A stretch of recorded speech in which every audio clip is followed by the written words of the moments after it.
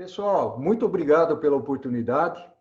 Eu tenho um carinho muito grande pelas pessoas que fazem filantropia e não poderia deixar de ser diferente aqui com o Rotary. Eu tenho uma amizade já de algum tempo com o Alan, um amigo em comum, nos colocou aí em contato, o Rodrigo Giometti, que eventualmente está participando aqui, inclusive, do nosso evento. O assunto logística, para mim, é um assunto apaixonante. Eu gosto muito. Vivo essa vida de supply chain, ou seja, supply chain, na sua tradução, é cadeia de abastecimento, cadeia de suprimentos. Eu vivo essa vida de logística e estratégia há muito tempo, pelo menos há mais de 35 anos aí no mercado, participando dessas grandes empresas que foram mencionadas anteriormente, que é IBM, Unilever, HP, Oracle. Depois eu montei a minha empresa Bertas, e com ela eu faço as mentorias e as consultorias.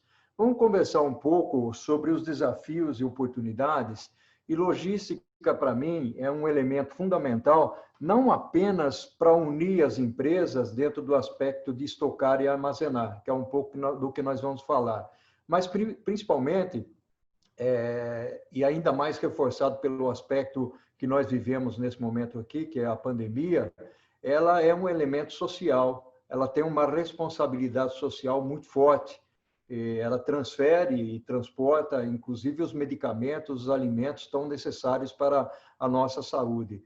E ela é tão comum no nosso dia a dia que muitas vezes nós não percebemos o quão bem e o quão bom é ter uma boa logística. Então, é sobre isso que nós vamos bater um papo. E eu gostaria, basicamente, de mencionar alguns elementos que eu sei que é um trabalho de vocês, e sei que vocês também fazem esse tipo de atividade, que é transmitir o conhecimento.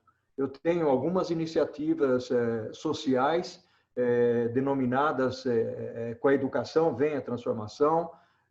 A educação, para mim, é um fundamento importante, tanto que eu tenho um curso online hoje, e esse curso tem um acesso vibrante, muitas pessoas participando, e o valor do curso, a receita do curso, ela é revertida em livros que são doados às bibliotecas das universidades e alunos mais carentes que não têm acesso ao livro. Então, para mim, o futuro de um país, nós podemos falar do mundo todo, mas eu quero me fixar aqui no nosso Brasil, o futuro do Brasil realmente passa pela educação. As pessoas que têm mais conhecimento, seguramente têm muito mais vantagens nas suas vidas. Então, nós vamos conversar um pouquinho sobre esse conhecimento, educar para transformar. Essa é uma frase que eu adoro. E tem um ponto aqui, muitos de vocês devem conhecer aí, Guerra nas Estrelas, Mestre Yoda. A gente acaba se apropriando de algumas ideias para utilizar, principalmente na comunicação com as pessoas que querem aprender e com os mais jovens. E tem um elemento fundamental nos nossos dias de hoje, que é o aprendizado através do desaprender. Porque o mundo de hoje, ele vive numa velocidade tão grande e tão constante que nós precisamos esvaziar um pouco a nossa cacholinha para poder botar coisas diferentes lá dentro. Tudo aquilo que nós viemos aprendendo ao longo dos anos, eu tive observando aí os rostos, as faces de cada um de vocês, uns mais velhos, outros mais novos, mas mais ou menos aí tem um equilíbrio de idade. Hoje estou no auge aí dos meus 64 para 65 anos e vivenciei muita coisa nessa vida, assim como vocês. Então, nós sabemos que o reaprender, o desaprender e o reaprender, ele é parte fundamental na nossa vida. Eu coloco esse slide aqui para mostrar para vocês uma coisa que, para mim, ela é fantástica. Ou seja, há 21 anos atrás, eu comecei a escrever um livro. Eu conversei com autores internacionais, eu morei uma época nos Estados Unidos, estive ali na Califórnia, um lugar muito, muito propício para se viver, para se aprender. Frequentei as universidades e eu falei para um grande autor de supply chain, de logística mundial. Eu falei, eu vou escrever um livro. Ele falou, vai em frente, Paulo, e escreva um livro com as características do Brasil. E aí eu escrevi o meu livro, que começou em 1997, 98. A primeira publicação aconteceu em 2003 e hoje eu estou na 4ª edição. A questão de um mês atrás, mais ou menos, foi lançada a 4ª edição desse livro, 17, 18 anos de mercado.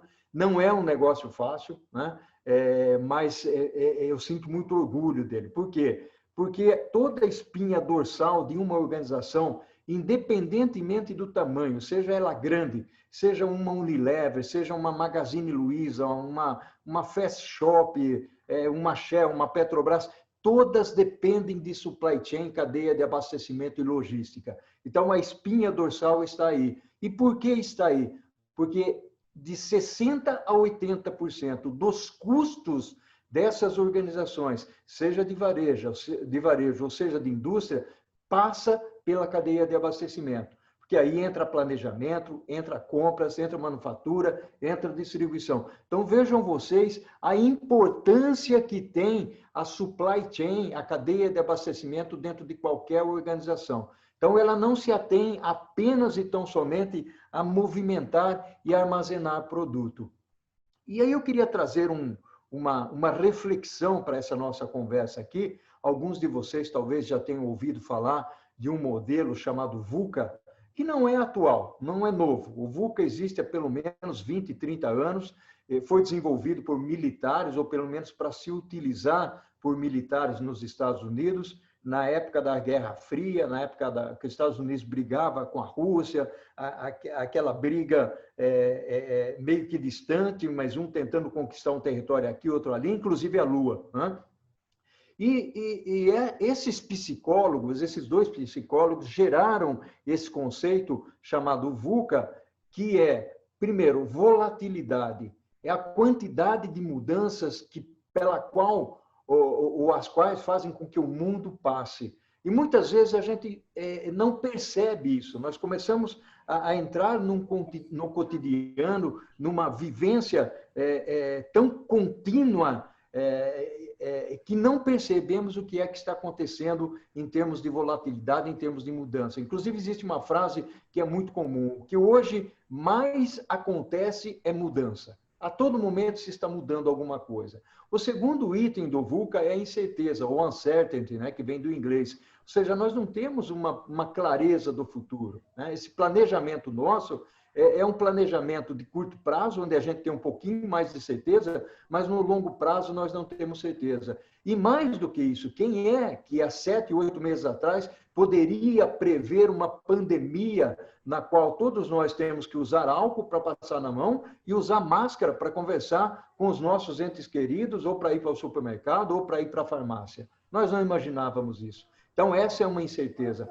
A complexidade do nosso mundo, muito trazida pelo elemento tecnologia. E mais, a ambiguidade. O que é a ambiguidade aqui? É que tudo depende, não existe uma resposta sim, é por esse caminho que eu vou. Não, é por esse caminho que eu não quero ir. Ou seja, depende, talvez seja interessante ir por aqui, ou eu crio uma rota e desvio na metade do caminho nessa rota. Então, esse é um mundo VUCA, né, que por si só dá para falar umas 2, 3 horas sobre ele, e, logicamente, só quis dar uma introdução aqui. No nosso mundo de hoje, quando nós falamos em supply chain, cadeia de abastecimento, logística, nós passamos por um elemento catalisador que se chama experiência do cliente. E o que é essa famosa experiência do cliente? Todos nós aqui somos consumidores, nós somos clientes. Todos nós compramos ou na loja física ou no comércio eletrônico. Logicamente, o comércio eletrônico ele se acentuou, ele aumentou muito mais as suas vendas nesse momento que nós estamos vivendo agora. E as empresas que estavam preparadas, tanto com aquela carinha de internet, onde você entra e você faz a compra, mas também com a qualidade da entrega do serviço, na velocidade que você pede, essas empresas saíram na frente.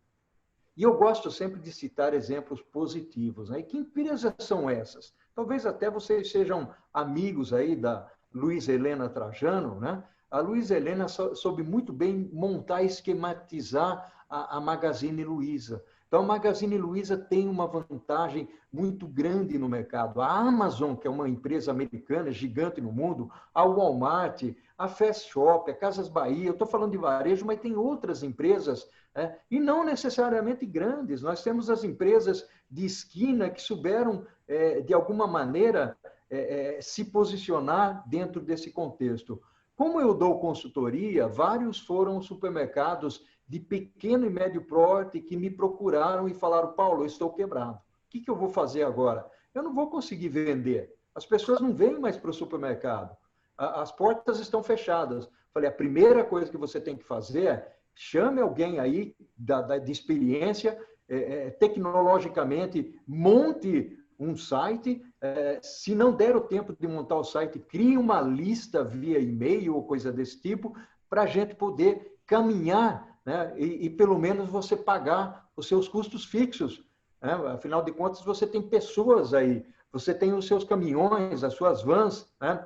O seu aluguel para você pagar. Então, primeiramente, investe nesse lado. E o grande desafio dele foi o seguinte: poxa vida, antes eu entrava no supermercado, vocês entravam no supermercado, né, para fazer a compra. Eu estou falando isso no começo da pandemia, mas que vai servir como exemplo para aquilo que eu vou falar posteriormente. Então, nós pegávamos o produto, colocávamos no carrinho, nós passávamos ali no caixa. E ele não podia fazer isso porque no supermercado não estava liberado. Então, ele teve que mudar um pouco a estratégia dele, criar um conceito diferente, transformar o business, transformar o negócio, contratar mais pessoas, porque ele passou a ir na gôndola e colocar no carrinho e passava lá no caixa para a pessoa depois receber o produto e ter lá o ticket de pagamento. Então, essa é uma mudança, e quando eu falo de experiência do cliente, eu quero dizer o seguinte: nós somos as pessoas que exigem desse mundo velocidade na entrega, qualidade no produto, qualidade no atendimento. Então, a logística passa a ser um ingrediente importante. Quando você pede lá um foninho de ouvido para ser entregue na sua casa, um livro, uma orquídea, qualquer coisa, uma roupa, qualquer coisa, uma caixa de vinho, né? Você quer ser bem tratado. Além da agilidade da entrega, você quer ser bem tratado. Isso se chama experiência do cliente, né? Então, vejam vocês que interessante. Talvez muitos de vocês estivessem esperando, poxa, esse cara vai entrar direto na logística, ele vai falar, né, de quanto roda um caminhão, quanto ele gasta de diesel, os modais de transporte do Brasil, o ferroviário, o rodoviário. Não, eu estou entrando por um aspecto que é fundamental e é o que eu falo para todo diretor, gerente, coordenador, supervisor de empresa. Você, antes de conhecer logística, você tem que conhecer o mercado. Percebem a diferença? Conhecer mercado. E vou mais fundo ainda. Quando eu falo em conhecer mercado, eu tenho que conhecer tudo aquilo que me rodeia. O que é que está acontecendo com o mundo hoje em termos de transformação? A tecnologia me traz uma diferença nesse mercado que diz o seguinte: o comércio eletrônico está evoluindo muito. Sabe qual é a participação do comércio eletrônico hoje no mundo? A média é 17%. No Brasil, essa média é em torno de 4% a 5%.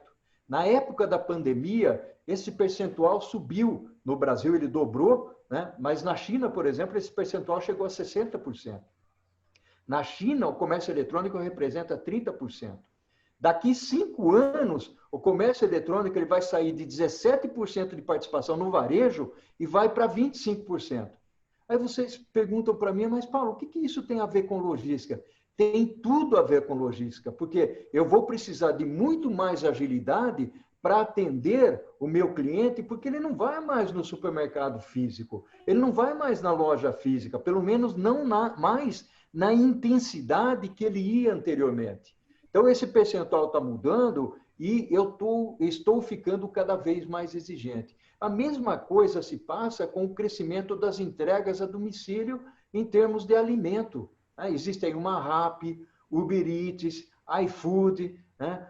que, de certa forma, há uma exigência logística e uma conquista por parte dessas empresas para que haja o transporte do alimento. Hoje, os restaurantes estão fechados, estão abrindo devagarinho aí, mas estão fechados. Então, quantas vezes nós vamos pelo WhatsApp, ou pelo site, ou pelo telefone, pedindo comidas e dependendo do transporte do motoboy, né, ou da van, ou coisa desse tipo. Tem um outro elemento, e esse aqui é um desafio importantíssimo para todos nós, né?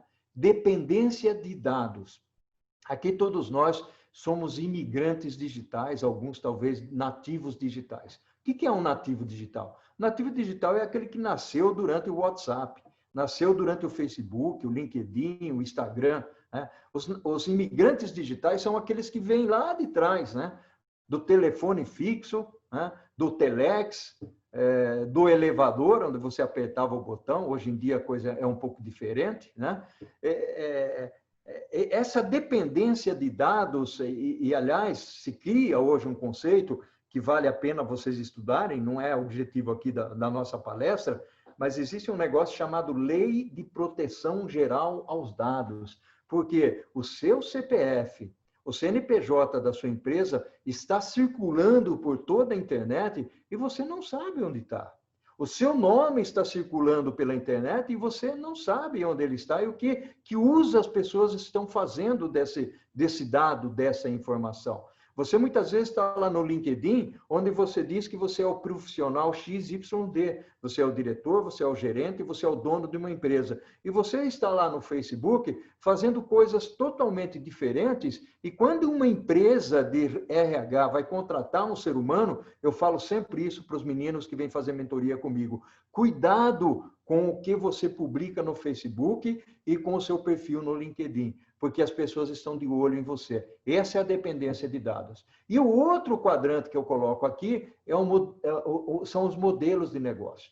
O Uber, quando ele chegou, os taxistas ficaram bravos e tudo mais, porque ele estava conquistando um espaço no mercado, ele estava criando um modelo de negócio diferente. Né? A Rappi, o iFood é um modelo de negócio diferente. A Amazon, lá atrás, criou um modelo de negócio diferente. Né? Então, hoje a tecnologia propicia isso. A nossa criatividade, quanto mais nós pudermos ser criativos para criar modelos de negócios diferentes, mais nós vamos ganhar a vantagem competitiva para brigar nesse nosso mercado. E aí eu falo um pouco de estratégia, da relevância da estratégia, da nossa criatividade, e cito alguns exemplos, né? Aqui, muitas vezes, quando nós somos presidentes de empresa, diretores de empresa, gerentes, nós somos medidos muito mais pelo P&L, né? Ou seja, são os resultados que existem ali no papel, no balancete e tudo mais. E eu costumo desafiar um pouco as empresas e as pessoas, porque muitas vezes aparece para mim pessoas dizendo, olha, eu sou orientado a resultados. Poxa, mas orientado ao resultado, acho que todos nós somos. Não faz muito sentido dizer eu sou um líder orientado ao resultado. Porque se você não é um líder orientado ao resultado, me desculpe. Mas tem algumas outras pessoas nesse contexto todo, uma delas, por exemplo, vocês devem conhecer, que é a presidente da General Motors, que é a Mary Barra, faz uma diferença danada no mercado. Ela é ousada, ela é corajosa. Essa é a diferença que existe dentro desse contexto estratégico e de modelos de negócio, antes de entrar na parte da logística. E aí, antes ainda, na criação de modelo de negócio, eu vou dizer uma outra coisa para vocês. Eu gosto muito de descer dentro de um processo do que eu chamo de top-down, ou seja, de cima para baixo. Eu gosto de colocar o contexto para depois falar do elemento propriamente dito. Todos vocês conhecem a Kodak, né? A Kodak que quebrou, está tentando aí de alguma maneira se reinventar, mas está muito difícil. Mas a Kodak foi a empresa, pasmem, que inventou a máquina fotográfica digital. Foi ela que inventou. E sabe por que ela quebrou? Ela quebrou porque ela não quis canibalizar o filme, a película que ela usava nos hospitais e nas máquinas fotográficas dela.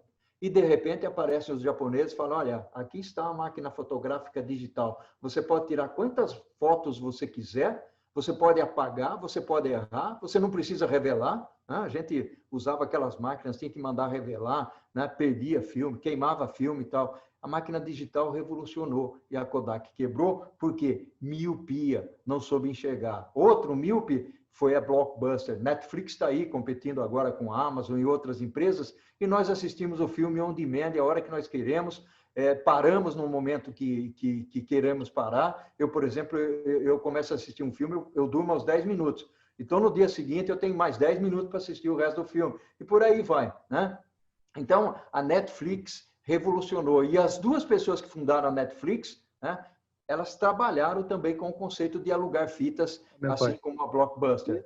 E por aí nós vamos. Aqui eu queria trazer uma visão para vocês, uma visão estratégica de modelo de negócio, onde nós temos no meio, no centro desse mapa aqui, a proposição de valor. Ou seja, eu tenho uma empresa, eu tenho uma função, eu tenho um cargo. Qual é a minha proposição de valor como empresa, ou como produto, ou como pessoa? Quais são os benefícios que eu agrego para a minha empresa? Quais são os benefícios que eu agrego para o meu cliente? E aí eu olho os dois lados para ver a quem eu atendo e do que eu dependo, né? Então, essas são as necessidades fundamentais. Eu já falei um pouco do mundo digital e da tecnologia aqui, né, das redes sociais. Eu estou lá no LinkedIn, quem quiser me convidar, fique à vontade para convidar no LinkedIn. Mas quem é que sobrevive sem o WhatsApp, né? O WhatsApp, hoje em dia, está a nossa mão, ao nosso alcance para a gente operacionalizar, né? E todos esses elementos aqui, eles passam por um contexto logístico muito forte. E eu vou dizer um outro, no quadrante esquerdo aqui, para mim, pelo menos, onde aparece sapatinho vermelho muito bonito, é o que nós chamamos de manufatura aditiva, ou impressão 3D. Alguém já ouviu falar de impressão 3D? A impressão 3D, moçada, é onde nós vamos personalizar os produtos, aproximar esses produtos para mais perto das pessoas e, portanto, mudar totalmente o contexto da logística. E aí vem as tecnologias, os drones da Amazon e tudo mais, né? Que nós chamamos aí de internet das coisas. Vamos entrar, então, na seara da logística. Esse elemento que é apaixonante e esse elemento que move coisas, que armazena coisas e que é tão importante nas nossas vidas. Eu costumo trazer aqui um histórico para vocês da logística. Existe questionamento em relação a como foram construídas as pirâmides, a muralha chinesa e tudo mais, né? Mas vejam vocês, se não fosse a logística, não existiam as pirâmides do Egito, né? Se não fosse a logística, nós não faríamos a feijoada que a gente gosta de comer na época do frio, né? Nós planejamos a feijoada, nós fixamos lá uma data para fazer a feijoada, convidamos as pessoas para fazerem parte dessa feijoada, determinamos o dia, precisa saber se o tempo vai estar frio ou não, vamos fazer caipirinha ou coisa desse tipo. Tudo isso é logística, porque nós precisamos ir até o supermercado para comprar os elementos necessários para compor, para fazer essa feijoada. Então, quando eu vou dar aula de logística, e faço muito isso, para pessoas que não são de logística, eu dou o exemplo da feijoada, facilmente todo mundo entende o que é ser logístico e o que é fazer logística, né? E aí vem, inclusive, o lado simples da logística até o lado mais complicado, né? Então, nós estamos falando aqui do Canal do Panamá. Muitos de vocês talvez até tenham passado por aí. Antes do Canal do Panamá, deem uma olhada a vocês. Os navios saíam de São Francisco para ir para Nova York, eles percorriam quase 21 mil quilômetros, né? E olha, nós não estamos falando que isso foi construído no ano 2000, nós estamos falando que isso iniciou lá em 1880. Né? Muita gente morreu. E, na realidade, abrindo um trechinho de canal, a economia que se obteve de praticamente 12, 13 mil quilômetros e acelerou a logística para chegar de um lado a outro aí dos Estados Unidos. Mas não é só isso. Eu trouxe um mapa aqui para exemplificar esse tipo de coisa. Então, essa é a logística que eu espero que as pessoas que estão se formando no nosso país comecem a pensar, né? Comecem a pensar no esquema de mudar, inclusive, a matriz dos modais de transporte que nós temos no nosso país. Mas, mesmo que nós tenhamos toda essa evolução logística, a gente vive alguns momentos, e esses desenhos que eu estou trazendo aqui para vocês, eles são verdadeiros, né? São desenhos verdadeiros. Então, vocês olhem esse trem que existe aí, cheio de pessoas na Índia, vocês olhem essa moto cheia de pessoas lá no Paquistão, mas se você for para Salvador, lá na Bahia, nós temos isso. Se nós formos na periferia de São Paulo, nós temos isso. O transporte por carroça, e nós estamos no século XXI, né? E a logística ainda padece um pouco de evolução. Na Índia, principalmente em Mumbai, existe um conceito logístico chamado dabawalas. Os dabawalas, eles fazem as entregas dessas marmitas que vocês estão enxergando aí, são mais ou menos 200 mil marmitas que eles entregam diariamente, e eles não usam tecnologia nenhuma. Vejam o desenho aí, tem uns rótulos e tal, e eles ganharam um prêmio da Harvard porque eles não cometem erros. Eles não erram, eles não trocam a marmita. Então, ele não vai pegar a marmita do Joaquim e entregar para a Dona Maria, né? E isso é logístico, gente. É separação, é armazenagem, né? E é fantástico. Quiseram implementar um aplicativo em WhatsApp para eles, eles não aceitaram. São 5 mil pessoas, 5 mil dabawalas na Índia entregando 200 mil marmitas por dia. Então, veja que tem até filmes sobre isso, é um negócio, é uma logística interessante. Eu gosto de trazer esse case aqui. Aliás, eu gosto muito de exemplificar, que eu acho que fica mais fácil, mais patente para a gente entender. Quando nós falamos em logística, existem alguns modais de transporte. O que é um modal de transporte? O transporte pode ser feito pela água, né? Pode ser feito por terra, pode ser feito pelo ar. Na água, nós temos o transporte que nós chamamos de marítimo ou aquaviário, né? E no Brasil, cerca de 15% a 16% depende desse transporte. E nós temos uma carência muito grande nos nossos portos, principalmente o Porto de Santos, que há uma limitação, é o maior porto do Brasil, mas há uma limitação para receber grandes navios, né? E a gente ainda padece nos portos. O outro que nós temos é a ferrovia. E a ferrovia é doloroso no nosso país. Nós hoje transportamos basicamente 20%, 21% do volume de produtos via ferrovia, mas basicamente são as commodities, né? A soja, o minério. E pasmem, quando eu trouxer um exemplo para vocês, que é o seguinte, nos Estados Unidos, 45% dos produtos são transportados via ferrovia, mais que o dobro nosso. No Canadá, 50%. Na Rússia, 80%. Então, o trem é um meio de transporte muito mais barato. Lá em 1900, nós tínhamos 30 mil quilômetros de ferrovias. Hoje nós temos 28 mil, ou seja, nós diminuímos. Então, esse contexto, ele é importante. E nós perdemos para países que são similares a nós. Nós transportamos por caminhão de Porto Alegre até Fortaleza, quando nós poderíamos ter ferrovia.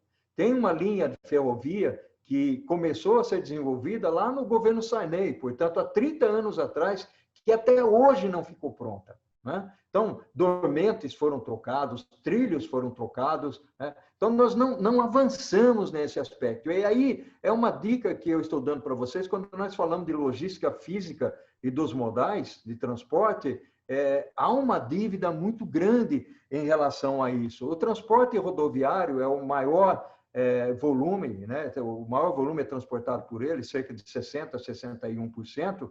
Temos grandes rodovias no Brasil, principalmente em São Paulo, apesar de que nós temos um custo Brasil elevado, basicamente em função de pedágios e tudo mais, mas as melhores rodovias estão aqui.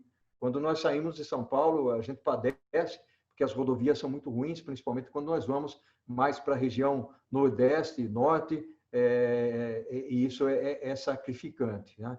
E aí vocês podem fazer a pergunta, mas Paulo, por que o transporte rodoviário se sobressaiu? Nós sabemos que as rodovias elas começaram a se desenvolver lá no governo do Washington Luiz, né? O que dizia que um país só progride através de estradas. Ele não estava errado, ele estava certo. Só que aí veio o Kubitschek, e o Kubitschek, em 60, para a geração de empregos, fazer o país crescer, nós tivemos a implementação da indústria automotiva. Até aí, nada de errado, tudo bem. Só que passou-se a investir apenas num segmento e deixou de se investir em outro segmento. E aí começou a quebradeira geral daquelas empresas que faziam os vagões, faziam as locomotivas, faziam os trilhos aqui no Brasil, era a Cobrasma, a GE, né? Empresas que acabaram saindo do país na década de 70 e de 80. E quem sabe a gente reverbera e revitaliza um pouco isso. E aí nós temos o transporte aéreo, né, que é menos de 1% do transporte, e basicamente é o transporte de maior valor agregado, principalmente produtos de tecnologia e produtos farmacêuticos, que precisam de muita velocidade para poder ser entregue. Né? Essa daqui é a matriz que eu acabei de comentar com vocês, né? Basicamente países parecidos com o Brasil, pelo menos de dimensões e relevos parecidos com o Brasil, ficam numa situação mais cômoda do que nós. E aqui tem um exemplo de quanto se consome, né, por litro de diesel. Então, o navio, ele move 575 toneladas, o trem 125 toneladas, e o caminhão, que é o que mais a gente usa, 30 toneladas, e é por isso que nós temos o famoso custo Brasil por aqui, além de ter as estradas em más condições, congestionamentos, greves, excesso de veículos, trafegando por aí. E aí vocês podem perguntar, mas Paulo, o que tudo isso tem a ver com a logística e a movimentação do transporte? Quando nós olhamos para a experiência do cliente que eu comentei lá atrás, tudo isso que vocês estão vendo aqui, congestionamento, seguramente ele está atrapalhando a velocidade com que um produto chega até o seu destino final. Ele está encarecendo o produto. Portanto, nós estamos pagando um preço por greves, por congestionamentos, por pedágios muito caros, por estradas que não são muito boas, pelo combustível que é mais caro, ao invés de trafegar pelo trem, por exemplo, ou ao invés de fazer uma mescla, né, um híbrido, porque o trem não chega até a casa da pessoa que está comprando. Então, nós podemos fazer transportes combinados e integrados. E isso a gente chama de intermodal, né? Lá fora é muito comum esse tipo de coisa, aqui nós temos, mas nós aplicamos muito pouco, né? E aí vem o que a gente chama de consumidor, ou seja, a experiência do cliente e o consumidor passa por essa condição que nós estamos colocando agora. Quando eu falo experiência do cliente, a nossa exigência é cada vez maior, né? E quando eu falo na exigência, eu olho para um mapa como esse aqui, que muitas vezes a gente não reflete, e vamos imaginar aqui a logística integrada. Hoje, quando nós falamos em cadeia de abastecimento, nós enxergamos essa logística integrada. Vamos imaginar eu, consumidor, né? Eu, Alan, sou o consumidor. Portanto, eu vou lá ao supermercado para eu comprar alguma coisa. De alguma maneira, eu estou fazendo uma logística, o deslocamento até lá. E lá no varejista, lá no supermercado, existe o estoque, né? E esse estoque precisa ser reabastecido. Quem vai abastecer? É o fabricante. Por sua vez, para o fabricante produzir, ele precisa do fornecedor, que também tem o seu estoque. Prestem atenção nesse desafio enorme entre as linhas tênues que existem entre as empresas. Hoje já existem conceitos, por exemplo, que lá no varejista, automaticamente eu digo que o meu estoque baixou e, portanto, senhor fabricante, me faça a alimentação desse estoque. São situações criativas que, logicamente, isso foi implementado, inclusive, pela Walmart, junto com o Procter & Gamble. Isso foi inventado por eles lá nos Estados Unidos e quebrou, né? Houve uma quebradeira de supermercados. Por quê? Por causa da vantagem competitiva dessas duas organizações. E essa cadeia, ela vai se estendendo, ela vai aumentando, né? Ela vai crescendo. E nesse contexto todo da logística, nós temos uma competição muito grande, nós temos o esquema da globalização, o mundo ficou global, né? Portanto, nós podemos trazer produtos de vários lugares do mundo. Logicamente, nesse momento aqui de pandemia, a coisa se agrava um pouco mais, existem questionamentos, e aí como é que vai ficar a China no futuro? A briga entre Estados Unidos e China, vai haver retaliação, não vai haver retaliação, né? Eu até acho que vai. O esquema do nacionalismo ele vai prevalecer um pouco, mas não é fácil essa troca de dizer, eu não vou importar da China. Até porque a China ela tem 1,5 bilhão de pessoas, né? Assim como a Índia tem 1,3 bilhão. 34% da população mundial estão em 2 países, né? China e Índia. Então, não é fácil dizer para a Índia, o Brasil chegar para a Índia e falar, olha, eu não vou comprar mais de você. Ela fala, tá bom, então não vou comprar mais seu minério de ferro e tampouco vou comprar sua soja. E aí, como é que nós vamos ficar? E o nosso franguinho, para quem que nós vamos vender? A nossa pecuária, para quem nós vamos vender?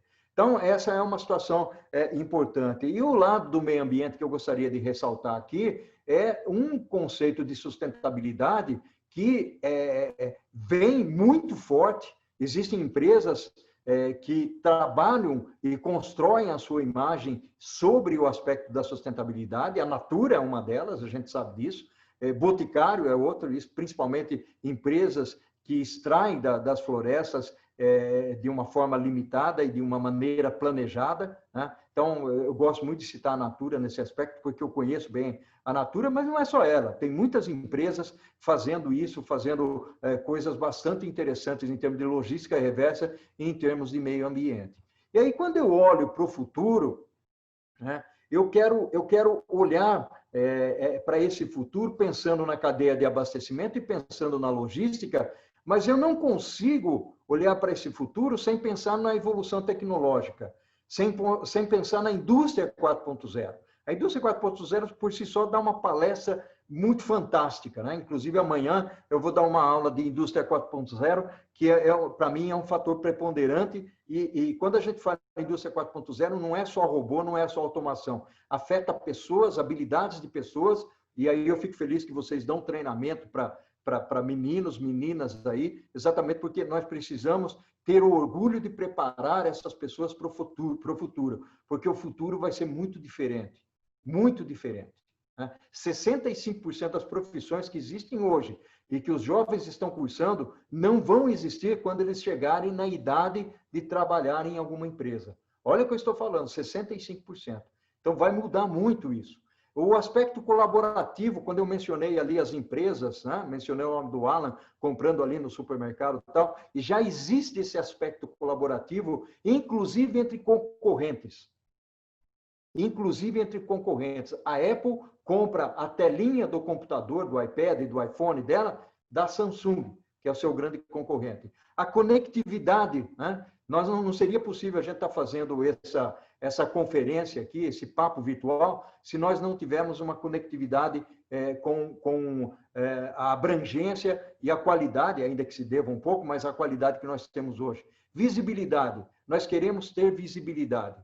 Quando eu compro um produto, quando eu compro uma caneca lá na loja virtual, eu quero saber onde é que ela está. Eu quero saber quando é que ela vai chegar na minha casa. Isso se chama visibilidade. É rastrear o produto ao longo da cadeia. Todos nós temos esse interesse. E a empresa tem que ser ágil para fazer isso acontecer. E ela tem que ser resiliente. O que é ser resiliente? Ela não pode se dobrar aos problemas que existem no mercado. As transformações vão existir. Lideranças são necessárias. E a liderança futura, ela é diferente da liderança de hoje. Nós temos que ter uma cabeça aberta para ouvir as pessoas e principalmente os jovens. E detalhe, saber conviver com esses jovens. Então, esse é o mundo da logística que nós queremos. Eu tive conversando com um secretário logístico recentemente, e o que eu falei para ele é o seguinte: nós precisamos de pessoas técnicas com cabeças abertas no governo e nas empresas para pensar no futuro da logística, na logística do amanhã. Nós precisamos pensar nisso. Tá?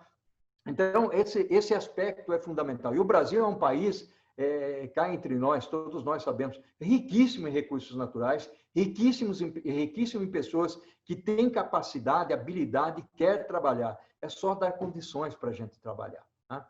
Então, pessoal, esse é o compartilhamento que eu queria fazer para vocês. Eu tenho um site, a minha missão é disseminar a educação, né? Seja ela gratuita, mas o objetivo é disseminar a educação. Eu tenho um canal lá no YouTube, se vocês quiserem se inscrever, fiquem à vontade, o Prosa com Bertaglia, tem um monte de tema lá.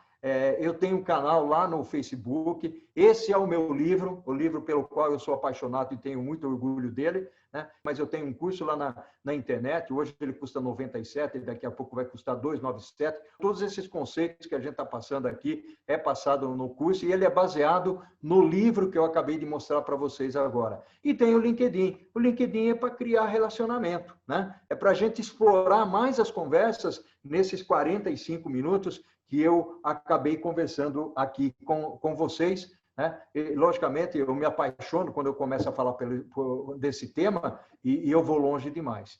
E eu gosto de usar a expressão que a força esteja com vocês aí. Termino aqui o meu papo, ok?